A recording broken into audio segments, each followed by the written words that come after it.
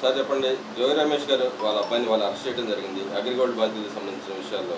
ఆయన ఎప్పటికీ అంటున్నాడు అనమాట. చంద్రబాబు నాయుడు ఏదైతే అన్యాయ అక్రమంగా అరెస్ట్ చేస్తున్నాడో మా వాడిని ఇంకా వంకర బుద్ధి బాధించుకోలేదని చెప్పి మాట్లాడుతుంది. దాన్ని ఎలా చూస్తారు? నమస్కారం అండి. అక్రమం అరెస్ట్లో ఇవన్నీ అనటానికి వాళ్ళకి నోరా తాటిపెట్టే అలా అని అర్హత కూడా లేదు. ఇప్పుడు వాళ్ళు చేసిన పాపాలు ఎక్కడ పోతాయి? గత 5 ఏళ్లలో వైఎస్ జగన్మోహన్ రెడ్డిని అడ్డం పెట్టుకుని, ప్రభుత్వాన్ని అడ్డం పెట్టుకుని అక్రమంగా అన్యాయంగా పేదల వేల ఎకరాల భూములు దోచుకున్న బకాసూర్లు వాళ్ళు చేసిన పాపాలు ఒకటిగా బయటపడుతున్నాయి. ఈరోజు వాళ్ళు అక్రమ అరెస్ట్ అంటాకి వాళ్ళ బుద్ధి నోరుకి అన్నం తింటున్నారా గడ్డి తింటున్నారా కూడా అర్థం కావట్లేదు. ఇది అక్రమ అరెస్ట్ కానే కాదు. వాళ్ళు చేసిన తప్పులకి వాళ్ళు చేసిన పాపాలు తప్పులకి ఒకటి బయటపడుతున్నాయి. ఇది ముమ్మాటికి అక్రమ అరెస్ట్ అయితే కాదు. వాళ్ళు చేసినది పాపాల పట్ల చాలా ఉంది. పెడంలో మొదలు పెడితే తిరిగి వచ్చి ఇక్కడ మైలవరం వరకు కూడా వాళ్ళ పాపాలన్నీ కూడా చేసినవి అన్నీ ఒకటి అన్నీ బయటకు వస్తాయి. చాలా ఉన్నాయి వాళ్ళు చేసిన భూదాహతం.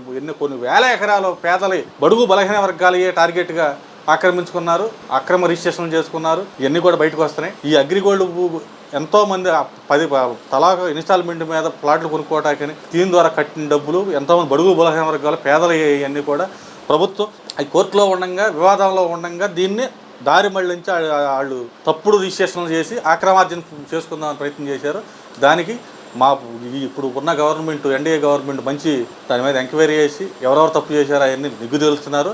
ఇది ముమ్మాటికి సక్రమమైన మార్గమే. తప్పు చేసిన వాడికి శిక్షార్హుడు.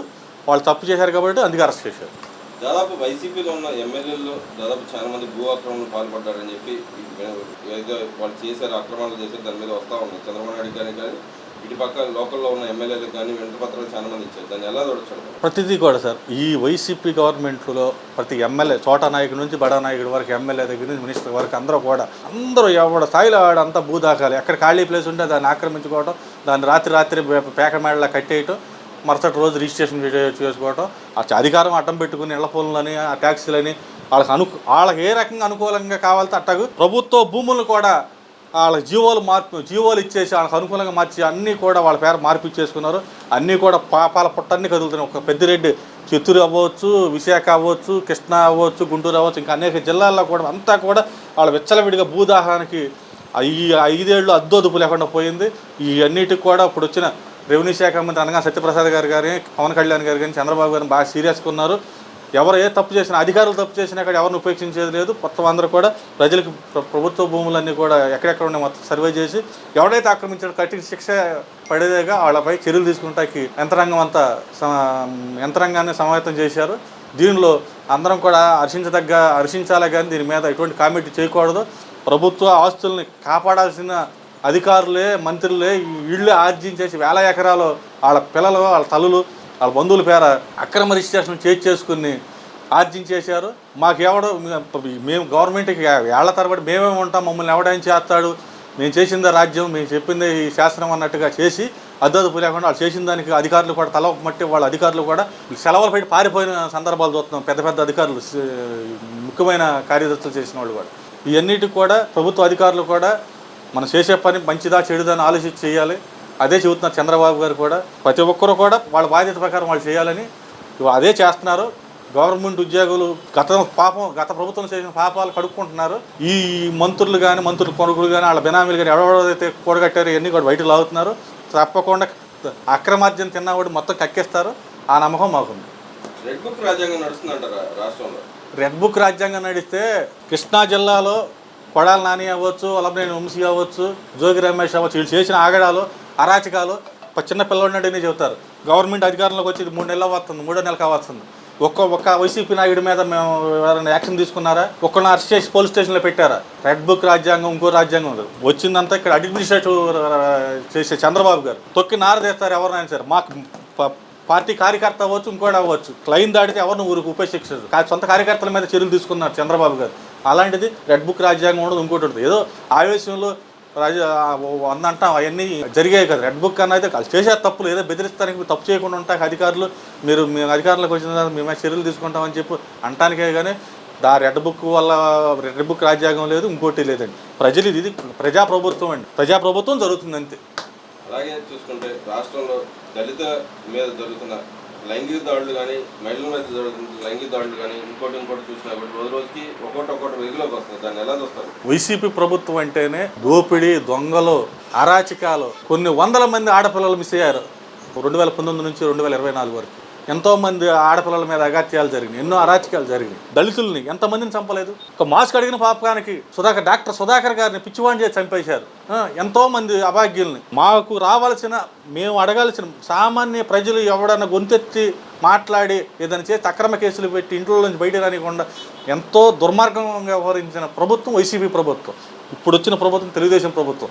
దీనిలో ఇప్పుడు దళితుల మీద దాడి కానీ ఇంకోటి వాళ్ళు వైసీపీ నాయకులు వాళ్ళు కొట్టుకుని వాళ్ళు చేసుకుని దళితుల మీద దాడి జరుగుతుంది, బీసీల మీద దాడి జరుగుతుందని ఒక ప్రేరేపితంగా సోషల్ మీడియాలో తప్పుడుగా ప్రచారం చేస్తున్నారు తప్ప ఇప్పుడు ఈ ప్రజాప్రభుత్వంలో లా అండ్ ఆర్డర్ అంతా సంరక్షణగా ఉంది.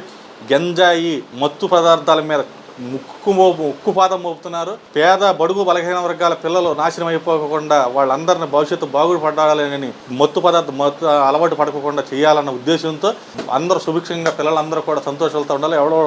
ఎవడో పిల్లలు ఆడు ఉద్యోగాలు చేసుకుంటూ వాళ్ళ కుటుంబాలు ఉన్నత స్థాయిలో ఉండాలని ఆకాంక్షిస్తున్న ప్రభుత్వం ఈ ప్రభుత్వం అండి.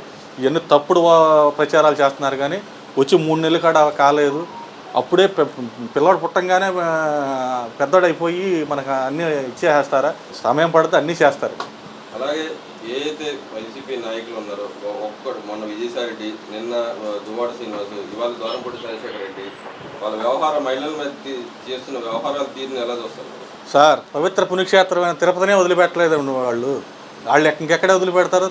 తిరుపతి పుణ్యక్షేత్రంలో కూడా అక్కడ కూడా ఈ భాగవతాలే. అంబడి రాంబాబు అవ్వచ్చు, అమ్మవారి శ్రీనివాస్ అవ్వచ్చు, ద్వారపూడి చంద్రశేఖర్ అవ్వచ్చు, సుచిత్ర విజయసాయిరెడ్డి ఒకటి కాదండి, చెప్పుకుంటా పోతే చాలా.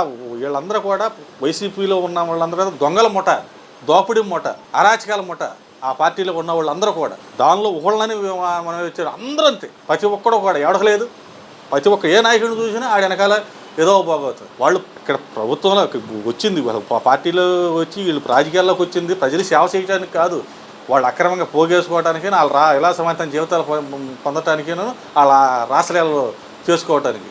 ఇవన్నీ కూడా ప్రజలు గమనిస్తున్నారు, తగిన బుద్ధి చెబుతారు. ఇప్పటికే చెప్పారు, ఇక నామరూపంలో కూడా చేస్తారు వాళ్ళందరినీ కూడా. టీడీపీ గవర్నమెంట్ రాగానే రైతులకు సంబంధించిన బకాయిలు 1000 కోట్ల పైన ఇచ్చారు. ఏదైతే రైతులకు రావాల్సిన లబ్ధి చేకూరాల్సిన వడ్లకు సంబంధించి దాన్ని ఎలా చూస్తారు? చాలా హర్షించదగ్గ విషయం అండి.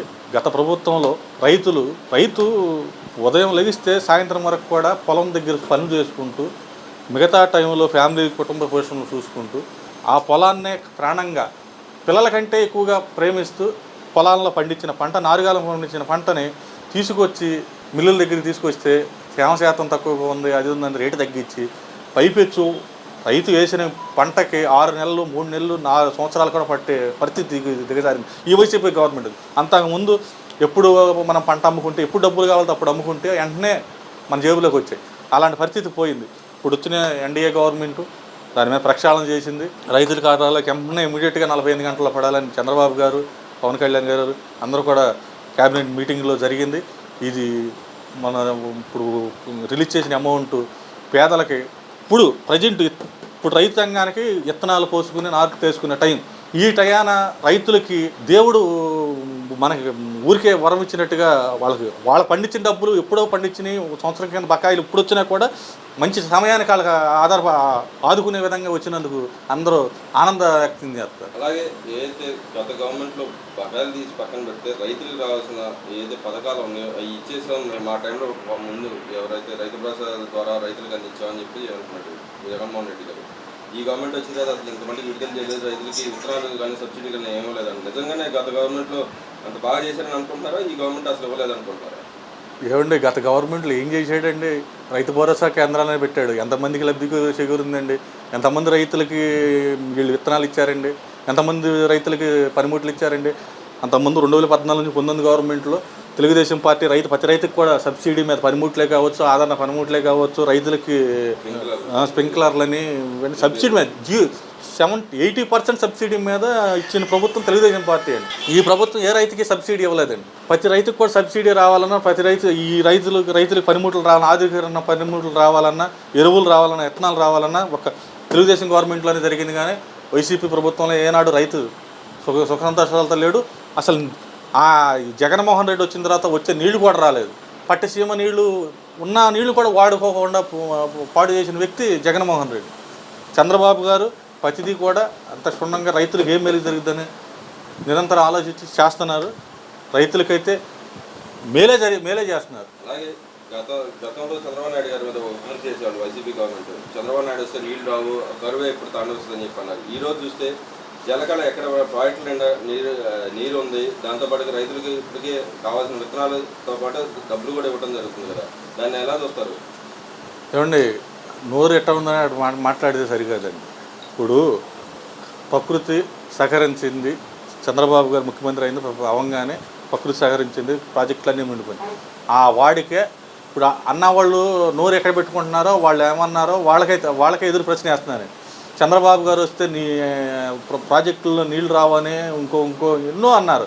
వాళ్ళందరికీ అదే గుణపాఠం. చంద్రబాబు గారు సీఎం అవ్వగానే మొత్తం అన్ని రిజర్వాయర్లు ఫుల్ అయిపోయింది. అనంతపురం రాయలసీమ కరువు కటకాలతో తాగుతా నీళ్లు కూడా లేని చోట కూడా అన్ని ప్రాజెక్టులు నీళ్లు పోయి భూగర్భ జలాలు కూడా ఇవాళ అదంతా కూడా చంద్రబాబు గారి సెలవే. దాన్ని ఆ తప్పుడు మాటలు మాట్లాడే వాళ్ళకి చెప్పు తెగేటట్టు కొట్టాలి, అలాంటి మాటలు మాట్లాడేవాళ్ళు. అలాగే వైఎస్ జగన్మోహన్ రెడ్డి గారు అంటారు, టీడీపీ గవర్నమెంట్ నా మీద హత్యాయత్నానికి రెడీగా ఉన్నారు, నాకు పద్ధతులు కావాలి, 1000 మంది పద్ధతులు నాకు కల్పించాలని చెప్పి కోరుకున్నాను. నిజంగానే ఆ దాఖలాలు ఉన్నాయంటే రాష్ట్రంలో? ఏమండి, ఆయన ఎవరండి చేసేది? ఎవరికేమండి పని అండి? ఆయన చేసినోడు ఆడి బాధ్యతలు ఎవడన్నా ఉంటే, ఆయన ఆస్తులు లాక్కున్న వాళ్ళు, లేకపోతే ఆయన దోపిడీ చేసిన వాళ్ళు ఎవడన్నా ఉంటే ఆడెళ్ళి ఆయన చేస్తాడేమో. మాకు తెలుగుదేశం పార్టీ వాళ్ళు కానీ సామాన్య ప్రజలు ఎవరికి ఆయన చంపాలని కానీ ఇంకోటి ఏమి ఉండదండి. ఆ భయం అతనికి అభద్రత భావం దేనికి వచ్చింది? దొమ్మీలు, దోపిడీలు, దొంగతనాలు, సెటిల్మెంట్లు, భూ అక్రమాలు చేసుకున్నాడు కాబట్టి, ఎతటోడి దగ్గర సొమ్ము లాక్కున్నారు కాబట్టి నన్ను ఎవడన్నా నేను వాళ్ళ సొమ్ము తీసుకున్నాను, వాళ్ళు వచ్చి నా యాక్ట్ చేస్తారన్న భయపడుతున్నాడు. చంద్రబాబు గారు ఉన్నారు సామాన్యంగా 5 ఏళ్ళు ప్రజల్లో తిరిగాడు. ఈయన ఎక్కడన్నా ఏ రోజన్నా తిరిగాడా? ఒకవేళ ఒక్కరోజు బయటికి రమ్మానండి, పట్టాలు ఎక్కడ చూసిన ఏ రోడ్డు అంటే వెళ్తున్నా పట్టాలు కట్టుకుని వెళ్ళేవాడు. పచ్చని చెట్లు నరికేసాడండి. అంతకంటే దుర్మార్గం ఉంది. ప్రకృతి కూడా ఇచ్చేసాడు. అట్లాంటి వాడు మనం చెప్పుకోకూడదు అసలు. అతను ఒక రౌడీలా వ్యవహరించాడు తప్ప ప్రతినిధిగా వ్యవహరించలేదు. అతని మీద ఎవరికి ద్వేషాలు ఉండవు. అతనికి కూడా నెంబర్ 1 సెక్యూరిటీ ఇచ్చారు. చంద్రబాబు గారికి కంటే ఎక్కువ సెక్యూరిటీ ఉంది. సరే పరిశీలించండి, మీడియా వారు కూడా పరిశీలించండి. చంద్రబాబు గారికి ఎంత సెక్యూరిటీ ఎంతమంది ఉన్నారు, ఆయన దగ్గర ఎంతమంది ఉన్నారు? ఆయన ప్రైవేట్ సెక్యూరిటీ అవ్వచ్చు, ఆయనకి ఉన్న సెక్యూరిటీ అవ్వచ్చు. గవర్నమెంట్ పరంగా ఆయనకి ఏం సెక్యూరిటీ తగ్గించలేదు, ఆయనకి అంత థ్రెట్ కూడా ఏమీ లేదు.